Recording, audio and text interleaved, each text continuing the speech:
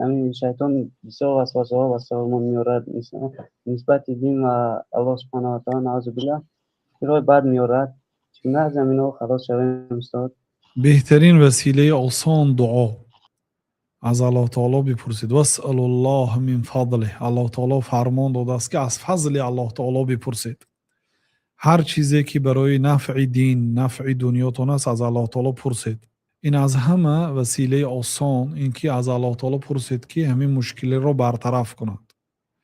وقتی که پیامبر صلی الله علیه و سلم از بعضی سحرگرها و بعضی جنها اذیت دیدن، حضرت عایشه رضی الله عنها گفتن که خسته دعا کردن، سپس دعا کردن، سپس دعا کردن، سپس دعا کردن، حتی الله تعالی همون مشکل را کشاد، برطرف کرد. دعا کنید و به وسوسه های شیطان اهمیت ندهید. بسیارتر علم آموزید، قرآن خوانید و گناه ها توبه کنید. اصلی سبب هر یک مشکل های دینی گناه است. ولا تجعل مصیبتنا فی دیننا. پیامبر صلی الله علیه و سلم بسیار دعا میکردن که مصیبتی ما رو در دین ما نکن. مصیبت مثل مال گم شد، پول گم شد، یا جتون در کرد، این مصیبت های دنیوی هست. لیکن وسوسه پیدا شد، نماز خلالدار شد، در نماز لذت نیست، این مصیبت دینی.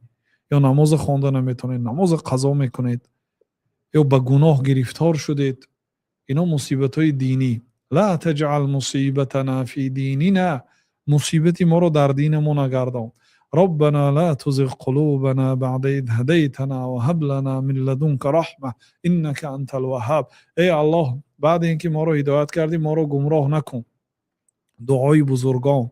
یا مقلب القلوب ثبت قلبی علی دینک. دعای پیامبر صلی الله علیه و سلم. ای ذاتی که قلب ها رو به هر طرف تبدیل میدی، تغییر میدی، قلب ما رو در دین استوار گردان، مستحکم استاد.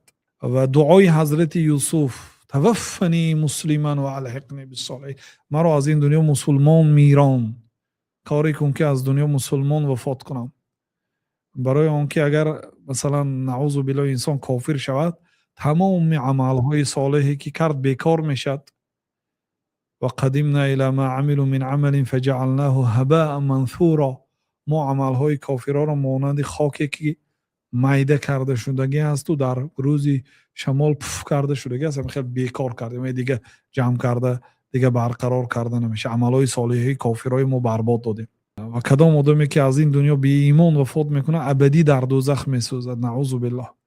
بنابراین پیغمبرها میترسیدن. یا مقلب القلوب ثبت قلبی علی دینک. ای ذاتی که قلبها در دستت است، به هر طرفی که خواهی تبدیل میدی، تغییر میدی، قلب ما رو در دینت استوار گردان. توفنی مسلما. من رو از این دنیا مسلمان وفات کنم. و سبب آمدن این خیل بلاها گناه هست. بنابراین تفتیش کنید بین الله تعالی و بین خودتون چی گناهی کردید، توبه کنید. بین خودتون، بین خلق، شاید حق کسی را پایمال کردید، کسی را غیبت کردید، دوستی از دوستهای الله تعالی را اذیت دادید، غیبت کردید، تهمت کردید، دروغ گفتید، آبروی کسی را ریزانیدید یا کسی را آزار دادید، اذیت دادید، از آنها حلالی پرسید. اینها رو که کردید، انشاءالله دعاها، همین توصیه هایی که کردید و بیشتر قرائت قرآن کنه، انشاءالله با شنیدن علم این مشکلی ها برطرف میشد. و این چنین زیاد گفتنی استغفر الله و اتوب الیه 1000 مراتب، 10,000 مراتب، تا مسئله یک طرفه شدن استغفار گوید. و این چنین نماز خوانید 2 رکعت، از الله تعالی برای برطرف شدن این مشکلی یاری پرسید. والله تعالی اعلم.